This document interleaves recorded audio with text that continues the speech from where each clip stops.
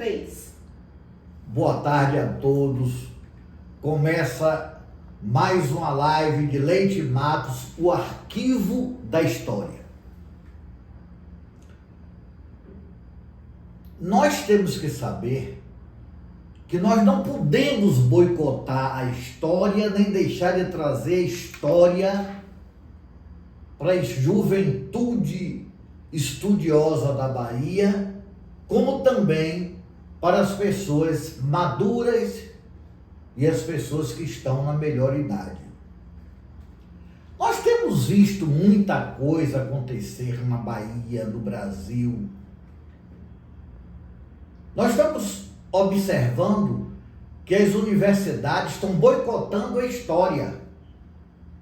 Não se pode macular a história do Brasil. Se vocês observarem, a década de 30, aconteceu coisas fantásticas na década de 30. Eu vou citar 1937, aonde Getúlio Vargas outorgou a Constituição do Estado Novo, no dia 10 de novembro daquele ano. Mas no mesmo dia, Getúlio Vargas implantou a consolidação das leis do trabalho. Nesse mesmo ano de 1937, aconteceram casos fantásticos. Tudo marcado em função da Revolução de 1930. Não podemos esquecer que grandes figuras nasceram naquele ano no Brasil. E a partir de 1937, muita coisa aconteceu no Brasil.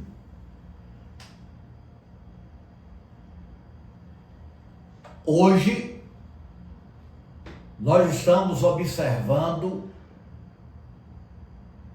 a mídia nacional que não se curva ao que há de mais necessário para o povo brasileiro, que é a pacificação do Brasil. Não tem mais lugar para o discurso de ódio, para as fake news.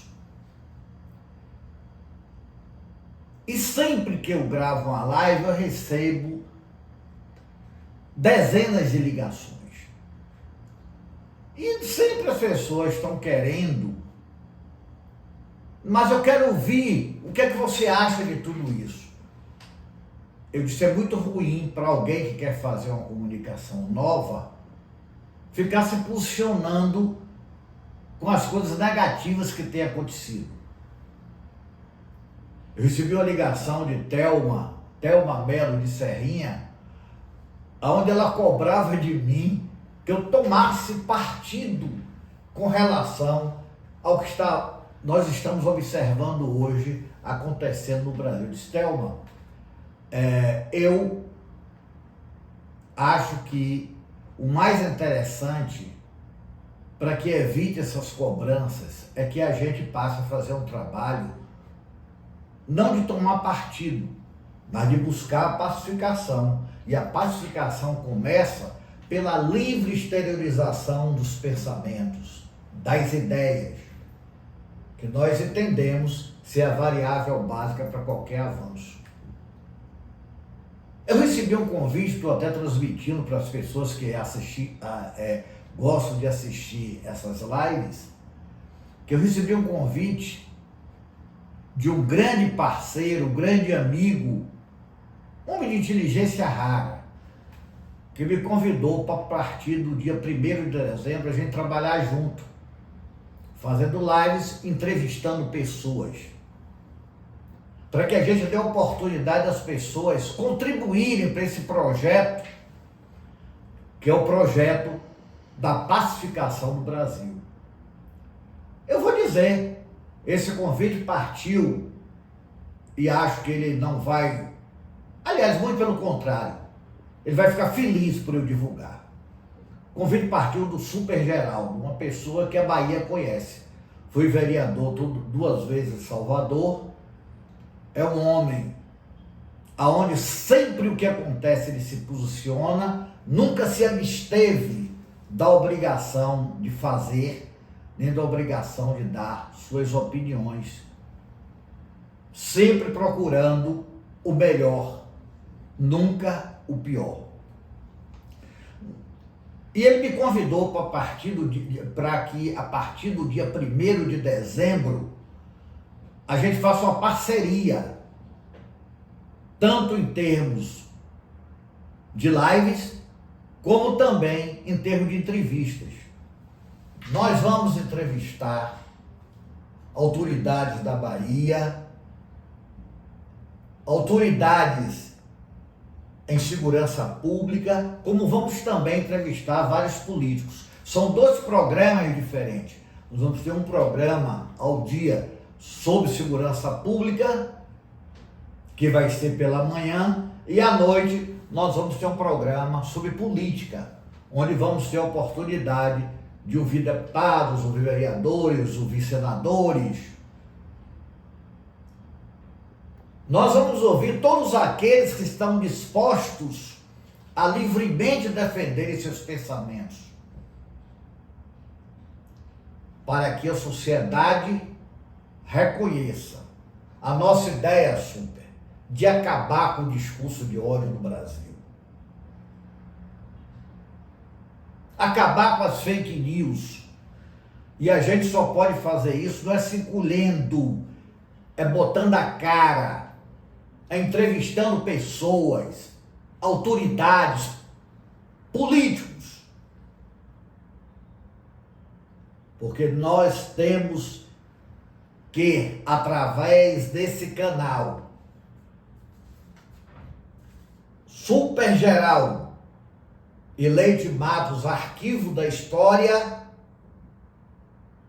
a gente fazer com que as pessoas entendam que muitas coisas acontecem porque não percebem que está na hora da gente não se abster de livremente exteriorizarmos nossas ideias. Lembra o Super Geraldo que nós absorvemos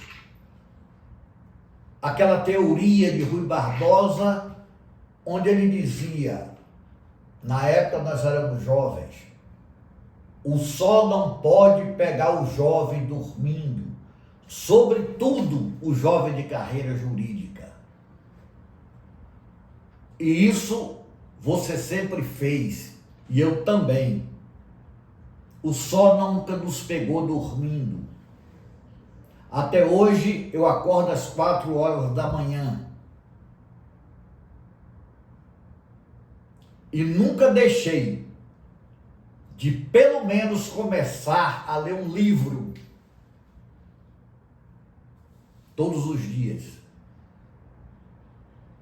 Porque nós temos que buscar o caminho do aprendizado. Às vezes, quando nós falamos das grandes conversas que nós temos por telefone, e outro dia você me fazia, Super Geraldo, uma colocação que eu achei interessante. Leite Matos, se a gente fosse falar no telefone e essa conversa fosse para o Brasil inteiro, muita gente iria aprender alguma coisa. É verdade, Super. Eu reconheço quanto aprendi com você. Reconheço a necessidade que nós temos de estarmos unidos. E estou aqui dizendo para todas as pessoas que estão me ouvindo de coração. Farei minhas lives até o dia 30 de novembro. a partir do dia 1º de dezembro, estarei em parceria com o Super Geraldo. Quero que todos os meus amigos fiquem atentos, que a partir do dia 1º de dezembro, pela manhã, nós estamos falando de segurança pública, onde vamos ouvir várias autoridades do Estado, e às 18 horas voltamos para falar de política. E eu tenho certeza que teremos audiência, porque vamos abrir os arquivos da história. Vamos permitir que livremente as pessoas de direita se manifestem, as pessoas de esquerda se manifestem e terão acolhida nossa para exteriorizar as suas ideias com liberdade, que é aquilo que nós mais cultivamos. Lembro que outro dia nós estamos conversando sobre educação, como acontecia na década de 50, década de 60, onde nas escolas se estudava português, matemática, ciências, história, geografia. E muitas vezes a criança, ao terminar o curso primário, sabia todas as capitais do Brasil, todas as capitais do mundo. A escola pública acolhia e ensinava, e a ação cognitiva era exercida com o maior prazer pelos professores.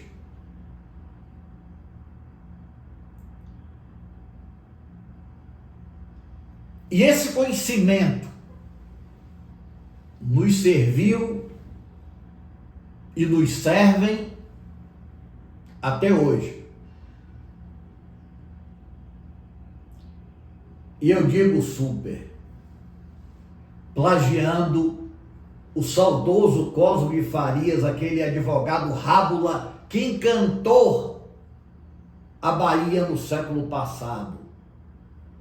Infeliz de quem não ler nem a carta do ABC. Sempre no 2 de julho, onde minha mãe me ensinou a todos os anos frequentar a festa do 2 de julho. E enquanto foi vivo, o desfile 2 de julho era terminado com a bandeira do Brasil, o símbolo nacional.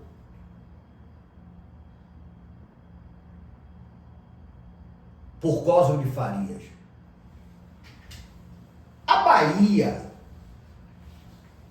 super, e meus caros amigos que estão nos ouvindo, aonde na década de 60 aconteceu o movimento de março de 64, depois a Constituição de 67, depois o AI-5, que aconteceu ainda no ano de 1968, 13 de dezembro de 68. Grandes amigos baianos, brasileiros, desse interior da Bahia todo, que eu já tive o prazer de visitar, sobretudo como advogado criminalista. Eu quero até avisar a todos que vai sair ainda no próximo ano um livro onde vai ser tratado dos grandes júris do escritório de Leite Matos Advocacia Especializada. Vai ser publicado. Eu tenho o privilégio de verificar o trabalho de pesquisa que está sendo feito sobre o doutor Leite Matos Júnior, sobre os grandes júris que aconteceram na Bahia, sobre os grandes casos que aconteceram na Bahia e que foram cuidados pelo escritório de advocacia Leite Matos, Advocacia Especializada. E vamos trazer isso tudo. Não vamos deixar que essa geração que optou por estudar direito não tenha o privilégio que eu tive e meus colegas tiveram quando o Tribunal do Júri funcionava a pleno vapor, aonde a assistência dos alunos era muito grande no Tribunal do Júri. Hoje nós vamos tratar também, quando falar de política e quando falarmos de segurança pública, de trazer a importância do Tribunal do Júri para o jovem. E aí vem aquela lembrança de quando no Brasil foi proibido o Tribunal do Júri e as decisões eram tomadas por juízes. E naquela época foi quando existiu o maior número de erros judiciários.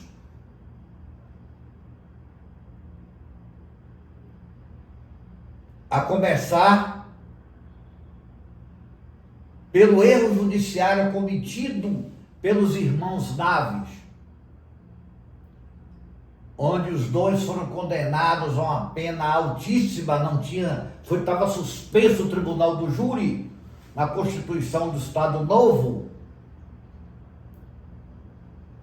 E eles pegaram 20 anos de cadeia, cada um por um homicídio que houve em Minas Gerais.